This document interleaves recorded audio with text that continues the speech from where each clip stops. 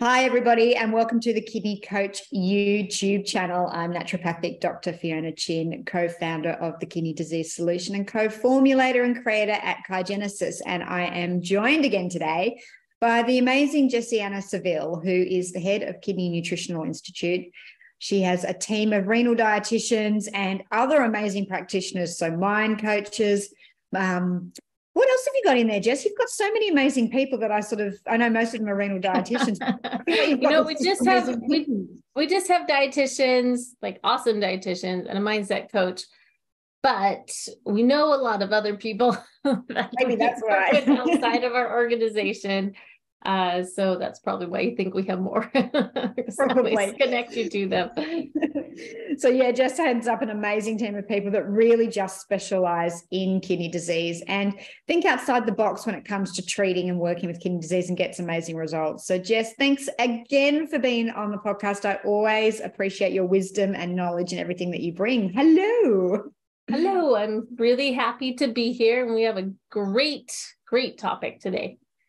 We do. We really want to talk about how to reduce your risk of developing kidney disease in the first place, because we are all about prevention being better than cure, right? So yes, absolutely. Well, and I think this is relevant even if you have kidney disease and you're here today listening because you're looking for some gems on up-leveling your own health. I think that we have some good tips here that you could pull out, but otherwise, maybe you have a family member or family history or kidney disease been on your mind, and this is a really great place to start thinking how you can prevent kidney disease in your life. And also maybe you're early diagnosed, how you can really dig in and make so that your kidneys stay strong your whole life. They don't have to decline towards dialysis. No, that curse that often gets put on poor old patients just doesn't actually have to be the truth. So yeah. So if you put these interventions in really super early. So let's dive in. What are, if someone came to you and said, look, we have had some people on our program where their mothers and their sisters and all of those sort of things either died from kidney disease or got very late stage. And so they got proactive using our program. But if you had someone come into you and say, look, my mum died from kidney disease, my dad died from kidney disease, my sister's got kidney disease, I don't want to get this, what do I do? What are you telling people? Super. So there's two things that we're going to break this into today. So one are commonly accepted, you hear in the conventional world, like commonly accepted things to think about. All of them are really valuable. And then there's some things that are less talked about, but I feel like equally important. Mm-hmm. So on the common side of things that if you know you have a family history, especially if you know you have a family history of it, a couple of things you'd want to think about. Number one, I would put this number one is to just get tested, do an annual physical, get your blood work, make sure you have some kidney markers on there, get your blood pressure taken, because the best way to turn around kidney disease is early. I always tell when patients come in, I say the earlier you catch this, the more likely you are to really turn things around, and you have so much more flexibility with your diet. So earlier is, of course, better. And the thing about kidney disease is you never can fit. I mean, I have people whose GFR is like 4, and they wouldn't know they had kidney disease except for from the numbers. And they're a little bit tired, but it's just such a silent progression. And so a lot of people will ignore it for forever and ever because they just don't know, or they don't want to know, and that sort of thing. So getting tested would be number one. Just an annual physical. It doesn't have to be complicated, can be really, really helpful. And really all of us can benefit from those annual physicals. Yeah. So that'd be number one. Number two is, I would say, work towards or maintain what I call a healthy lifestyle weight. Now, this doesn't have to be a BMI less than 25, right? There's some people that are heavier and have a healthy lifestyle weight. They're active, they're moving around, they're exercising every day, and maybe they're not like Baywatch or whatever, like super physically fit, but like they're healthy, they're at a healthy lifestyle weight. So working towards that healthy lifestyle weight, where maybe you don't focus on the number of the scale, but you focus on being active. Like, how can I be active and do all the things that I want to do? is so amazing on a preventative standpoint on so many levels. So that'd be number 2. Number 3, and this one, I have too many sad stories from this. If you have a chronic disease, such as diabetes or high blood pressure, take it seriously. Yeah. I've saw lots and lots and lots of patients on dialysis when I worked there, and I've had patients now where they were diagnosed with high blood pressure and they just didn't want to take a medication, or it was kind of a pain in the butt. So they just didn't do it regularly. And their blood pressure kind of ran rampant for years. I mean, they still led kind of active, normal life, pursuing their careers, doing all the things they're doing, while their blood pressure stayed high. And eventually it catches up to you, because it'll just knock out your nephrons bit by bit, year by year, until suddenly people end up in the hospital like, my GFR is 10. Like, how come my GFR is 10? It's like, oh, I've had high blood pressure for years and not taking care of it. I've got a case at the moment, same thing, but with diabetes, just type 1 diabetes. Didn't really take good control over that. She's only 43 now, and she's on dialysis, and it was just mismanagement of diabetes early on. She's been great for the last 10 years, but damage is already done. So exactly the same thing. Yeah. And I mean, this is one area I really value: holistic, natural solutions. I mean, at Kidney Nutrition Institute, we really like to take that holistic type approach, but that doesn't mean no medicine ever. And I feel like, especially for blood pressure, I think it is so worth it for so many people to just get on, like, just get a blood pressure med, cover that, and make sure that you're keeping your blood pressure balanced. There could be a little bit of work that has to be done with getting the right one, the right dose, the right time, all that sort of thing. But like, get that managed with pharmaceuticals as a bridge while you're working on your lifestyle and targeting all these other pieces that will also bring blood pressure down. But don't wait while you're working on fixing your lifestyle and your health. Just get blood pressure taken care of. I think it's so fundamental, so important. Yeah, I agree. Okay, so number 4 that I have on my list is blood sugar regulation. And I know this is a little bit controversial, but I think the science is showing this more and more, and we're going to see this just kind of explode in the next few years. I believe that blood sugar regulation may very well be even more important than reducing sodium. Not that you should have a crazy excess of sodium, you should have a crazy excess of anything, but I think blood sugar regulation for kidney disease, for a lot of things, is way, way more important, because insulin drives so many more pathways than just from, like, getting rid of sugar in our blood. There's so many things it's linked to.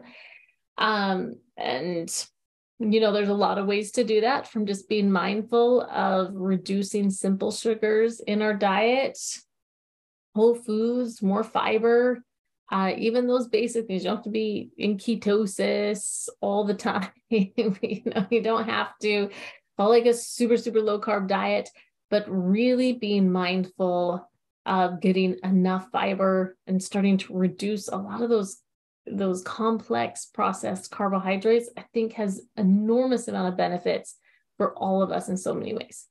Yeah. Okay. Do you have any thoughts on that? Because I know that one's like...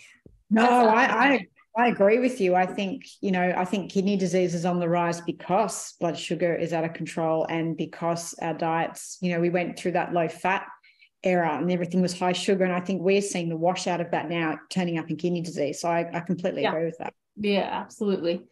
Okay. Number 5, nothing new on this, but kind of going back to that healthy lifestyle weight and being active is exercise.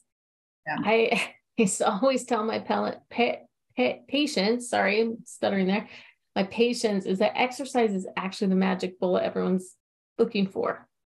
It doesn't mean you have to be running a 5K every day. Doesn't mean you have to be like lifting weights every day. If you like that, great. But whatever is your way to move your body and be active. And sometimes you just have to start the momentum, right? Just start whatever it is, going for a walk, doing some yoga, turning on some videos, dancing in your house, whatever it is, but move your body, because it makes a huge difference for your kidney health and your overall health.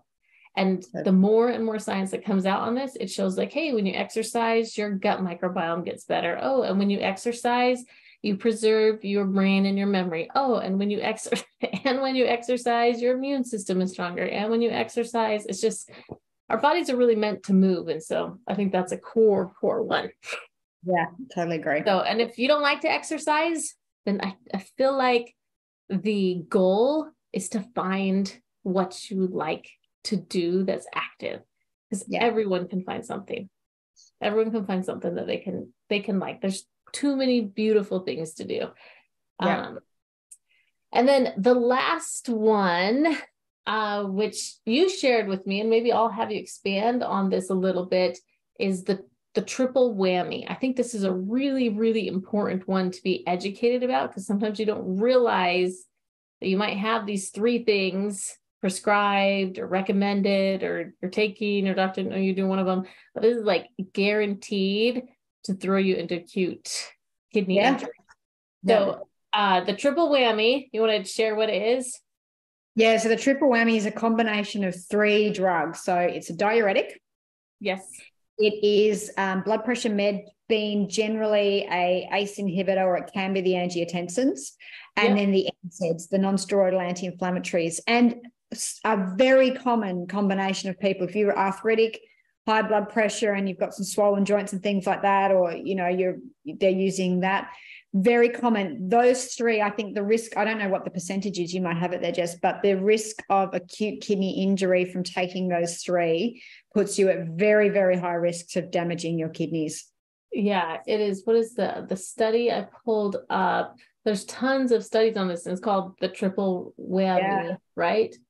Yeah. It said, I can't find it here off the top of my head, but yeah, it's a crazy high amount of patients that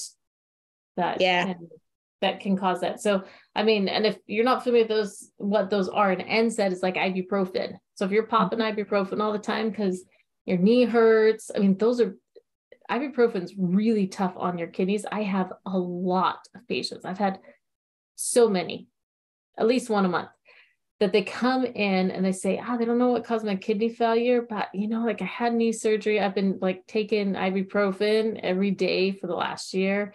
That might be part of it. It definitely was part of it. Maybe not all of it, but part of it. But ibuprofen, ACE inhibitors, or the ARAs, are things like lisinopril in the States is really common. The prils, I can never say all the names. So like catapril, ramipril, but those are in that class of blood pressure drugs.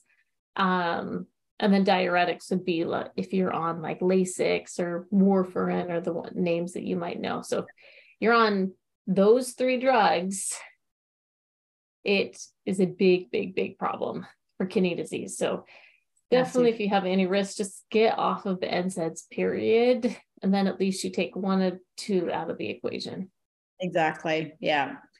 Really good point. And that's, I point back to controlling blood pressure. There are blood pressure medications that aren't indicated in kidney disease. So often for blood pressure, people want to be on a diuretic and an ACE, or a diuretic and say an angiotensin, maybe use a calcium channel blocker. Like, talk to your doctor and say, I've got a history of kidney disease. I'm worried about this. We need to make sure that the medication I'm taking to control my blood pressure isn't going to contribute. So that's another thing to look at too. Yeah.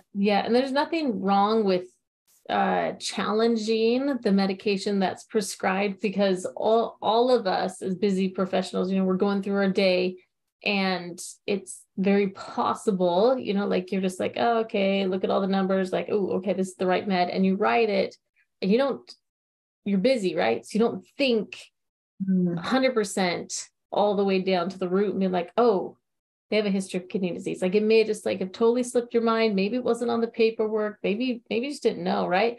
So if you're a patient, challenge your doctor I have patients that challenge me on our dietary recommendations, like, why did you say that? Because XYZ. And I appreciate that as a clinician, because sometimes it's something that they know themselves, right? And I had forgotten that little piece, or I just didn't, I didn't realize it. So I think that's really important. Be your own best advocate. 100% agree.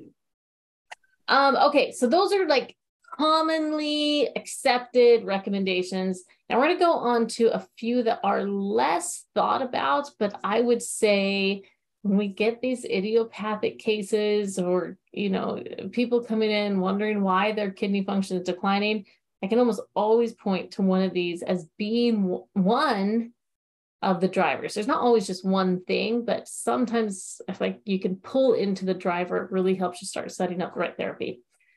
So one, I don't feel like this is talked about at all or near enough, is just reducing toxin load. Yeah, totally. So because your kidneys are one of your filters, right? You got 5 filters in our body, and your kidneys are one of them.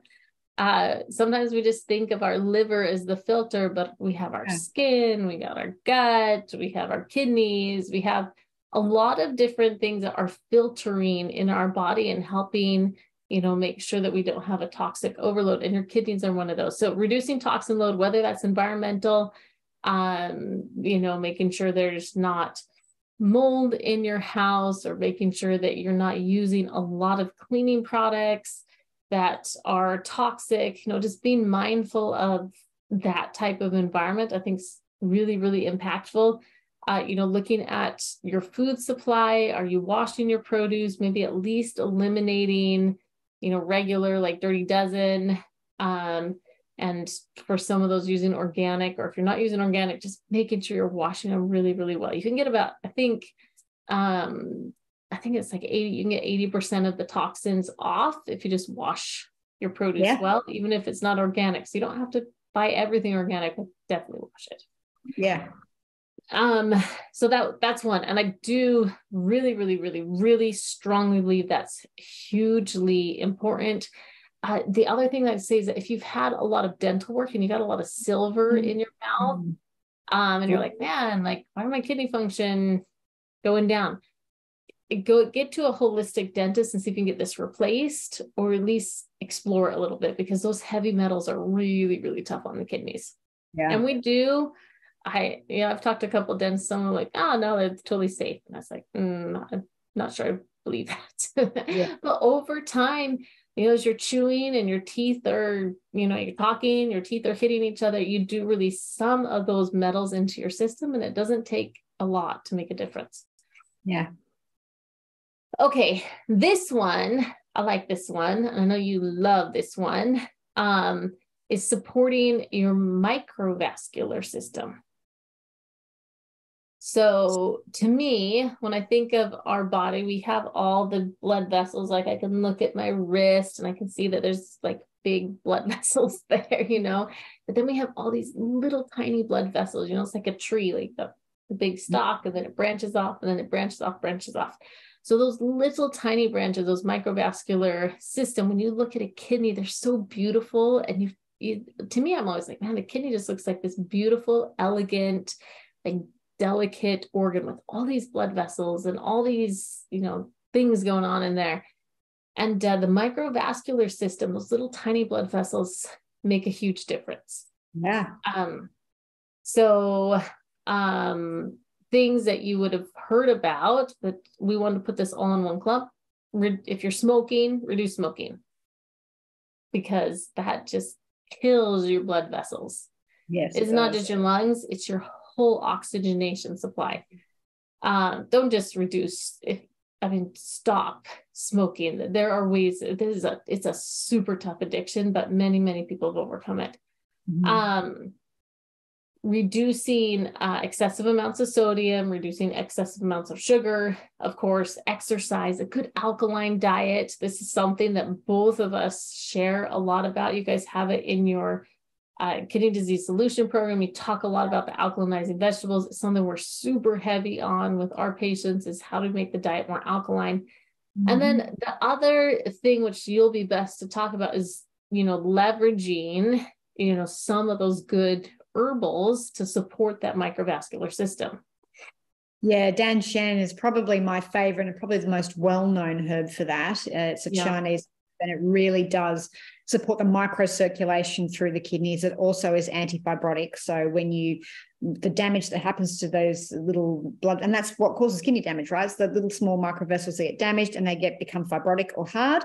Those little plaques, then Danshan actually helps to reduce that. So, but Danshan's very specific for microcirculation through the body. So it's in our Kidney Prime formula. It's probably my go-to herb for that.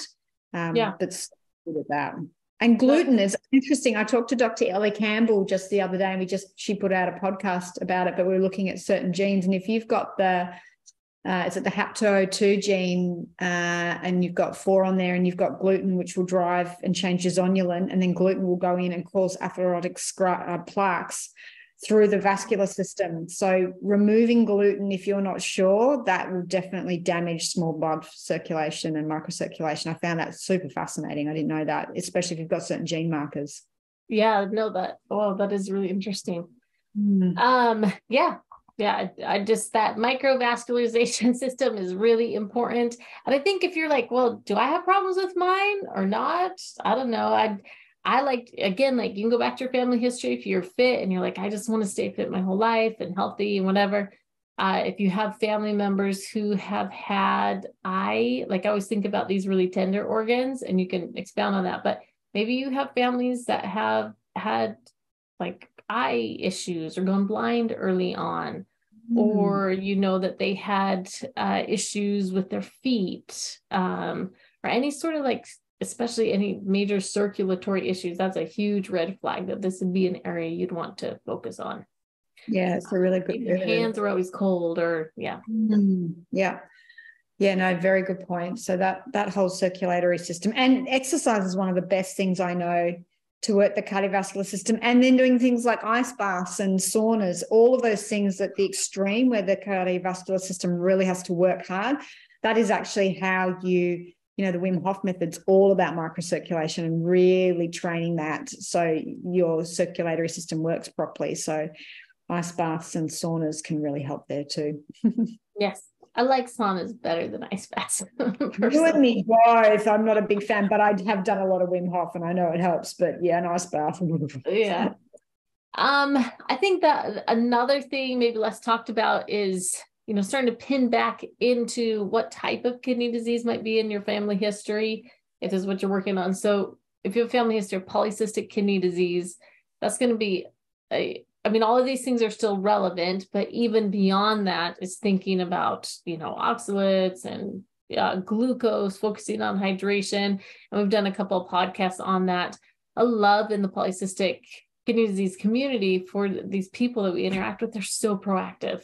I mean, the GFR is over 100 and they're like, I've seen what happens. So I'm 100% unhealthy lifestyle. It's really, really been really inspiring to me. But yeah. Or if you know that you have a family history of diabetes and high blood pressure, again, well, what am I going to do if blood pressure is really, really high? What are the recommendations there, which we could do a whole podcast on. Yeah. So yeah, knowing what is in your history and then thinking about what are the strategies specific to that, because it's not the same for every single one. And really our genes aren't everything, but they do make a difference on how we respond to different treatments and therapies. And you can really up-level it. If you get some good genomics works, you can up-level that quite a bit. Yeah. So 2 more. Number 1, or the other one is supporting your gut. It's like the gut's like exercise. It's it helps everything. So getting enough fiber, putting some fermented foods in your diet, those really just basic support your gut strategies is really helpful. I really like to also use some teas, some marshmallow root tea is one of my favorites. It's got all that good, I don't know what you'd call it, mucilaginous. I can never say that word. So mucilagens. It's in the tea I'm drinking right now, but mucilagens, yes. Oh man, I love that. So good for your gut. So supporting your gut every day for every person is really, really impactful. And then one that we didn't talk about before, I'm going to tack on here right with the gut. So fascinated by this, is thinking about your stress response.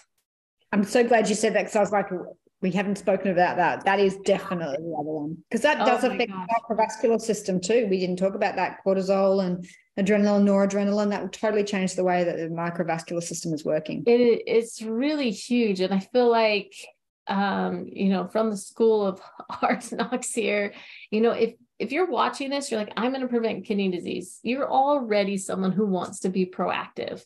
And sometimes people that want to be proactive are also people that are doing a lot of things in their life, and the stress level can really be the Achilles heel. And so finding your way to master that in your life, putting up healthy boundaries, you know, finding what works for you, whether it's meditation or yoga or adaptogens or taking time to paint or do a home project or breathe, any of that is so very, very important and really a huge part.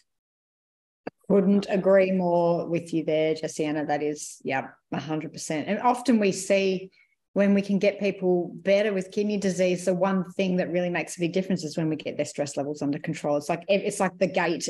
Everything else that we've been doing and laying the foundation suddenly works because the stress levels improve. It makes sense, right? Because if you're in this fight and flight response, nothing's really going to work because you're just trying to get away from the lion. But when that comes down, now your body's like, oh, I'm safe and I have a different purpose than running away.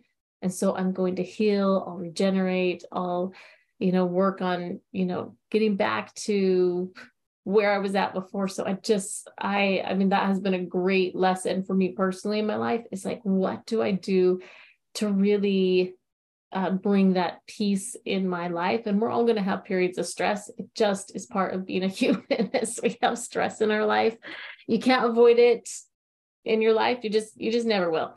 But being able to leverage and really think about managing it, I think is a really great thing to keep in your life and makes you feel good and you're happier.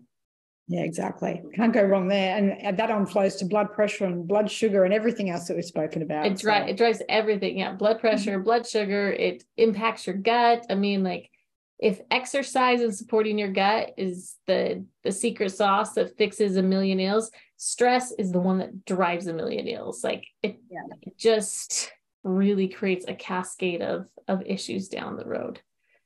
So. Totally agree. Well, I think that's perfect and a good one to end on. Is there anything else you wanted to add into the mix there, Jessianna? No, I mean, that's the gist of it. Is there's some that are very, very common, well accepted. Your doctor will talk to you about them, or maybe, you just need to be informed. And then there's some that are less talked about, but equally important. And you want to know where all those stress factors can come in.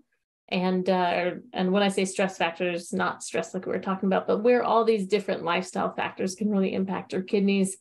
And I mean, I just really, really believe so strongly, and I've said it many times, that your kidneys can stay strong and healthy for your whole life. So just because you're diagnosed with kidney disease or have it in your family history doesn't mean that you have to have a drastic decline.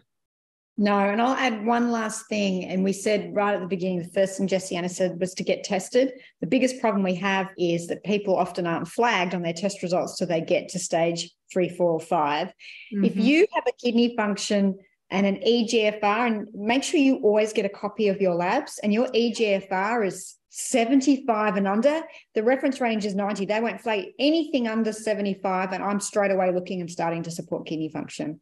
I don't know if you've had a number on there, but anything less than 75, and I'm like, why isn't it at 90? Like, what's going on? Why are the kidneys suddenly under a little bit of extra stress? Because it can slide very quickly. You can go from a 75 to a 60 within like 2 to 3 months, and then from a 65 to 50, and now you're starting to head into diagnosed kidney disease. So make sure when you get your annual labs, you keep an eye on that eGFR.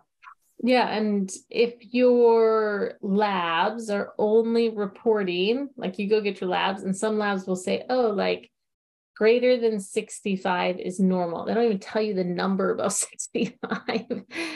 Don't accept that. Don't accept that. You want to know what the actual number is, because the trending over time is very important. So maybe you're 100 and then the next year you're 70, and that's something to talk, like that's something to think about.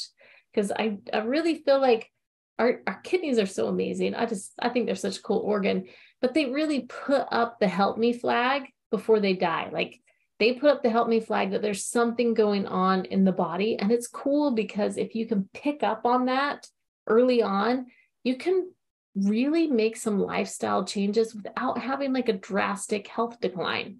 And it's just in the numbers. It's like, oh, like, well, let me think about it. And I know I told this before, like for me, it was like, oh, my stress level is out of control. And like, look, my GFR is 72 and I'm young and like relatively healthy. Why is it 72?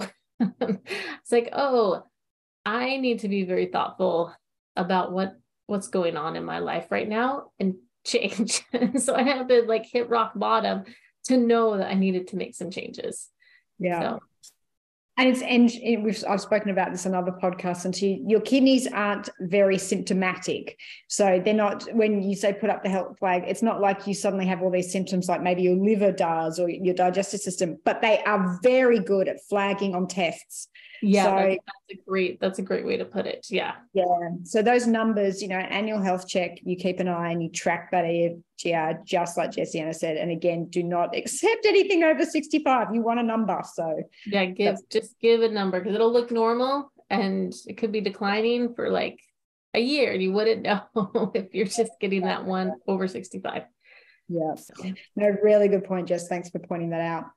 Okay, well, if you want to know more about what Jessianna and her team does, you can head over to kni.org, but I'll put all the information below if you Google Kidney Nutritional Institute. She's got an amazing team of renal dietitians there, and her amazing coach, Jess Williams, over there, who's great, as Nicole Williams, sorry, who's amazing as well, and she tag teams in with everybody.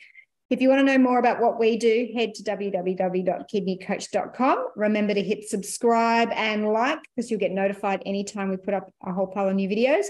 And have a look through our library. Jessianna is one of our regulars. There's so much good information that she's contributed. So we really hope that it helps. We want to thank you all for being part of our community. And we look forward to seeing you next time. Thanks again. And Jess, as always, thank you again for your wisdom and sharing your time with me. I always appreciate it. Yeah, great to be here. Awesome. I just want to preach the good news that there's, like, if you have kidney disease, it's not end of the life. We can do. It's treatable. Exactly. All right, guys, take care. We'll talk to you next time. Bye-bye. Bye.